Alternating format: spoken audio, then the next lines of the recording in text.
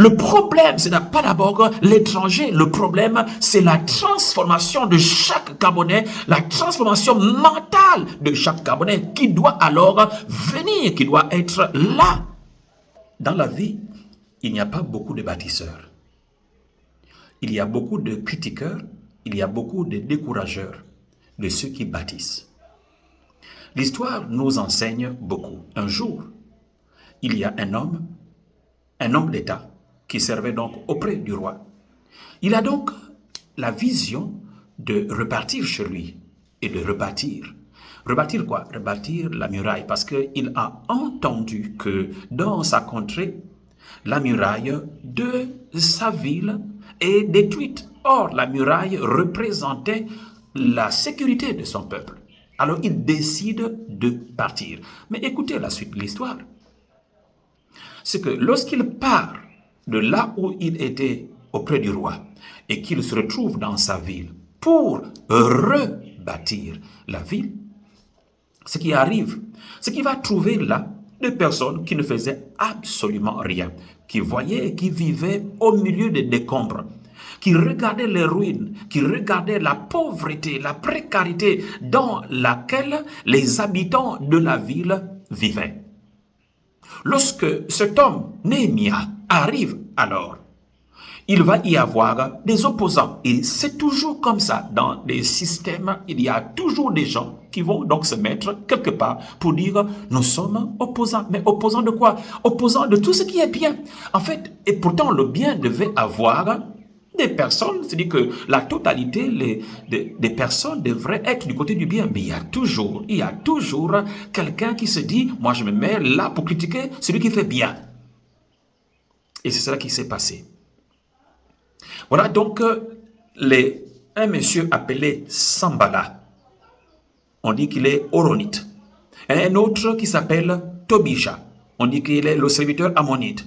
Qu'est-ce qu'ils ont appris? Ayant appris, ils eurent un grand déplaisir de ce qu'il venait un homme pour chercher le bien des enfants de la contrée, les enfants d'Israël. Quelqu'un qui vient chercher le bien de ses frères. Mais il y a des gens qui écoutent cela et qui ont à cœur réellement un sentiment, qui ont dans le cœur un sentiment aigre pour dire pourquoi est-ce qu'il y a quelqu'un qui vient chercher le bien de ces gens-là.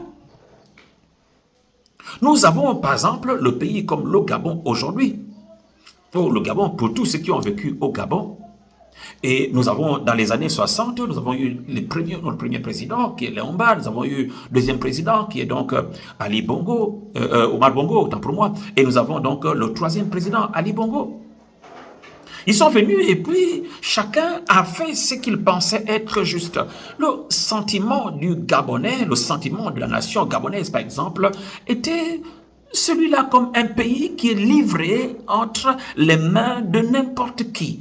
Et qu'on pouvait faire quoi que ce soit. Et que la crédibilité ou la notoriété, l'intégrité, le respect de l'enfant du peuple gabonais était et se réduisait au fur et à mesure. Jusqu'à ce que nous pensions que au 29 août 2023, que le Gabon n'avait plus d'identité, de personnalité. Quand soudain arrive le 30 août 2023, qu'il y a ce coup qu'on appelait le coup de libération. Nous voyons que là, il y a finalement, comme Néhémie, quelqu'un, un frère, un fils du pays, qui, lui, il vient et se dit, je veux prendre aujourd'hui les rênes et je veux amener mon pays, mes frères, vers la félicité, là où nos ancêtres ont rêvé. Mais comme autrefois, il y a toujours des Sambala, il y a toujours des Tobija, il y a toujours des Gershon, des Arabes qui, d'une manière ou d'une autre, s'infiltrent dans la machine pour décourager. Alors, écoutez par exemple ce que Sambala et les autres disent. Ayant donc appris, ayant été informés, se moquèrent de nous et nous méprisèrent. Ils dirent, que faites-vous là?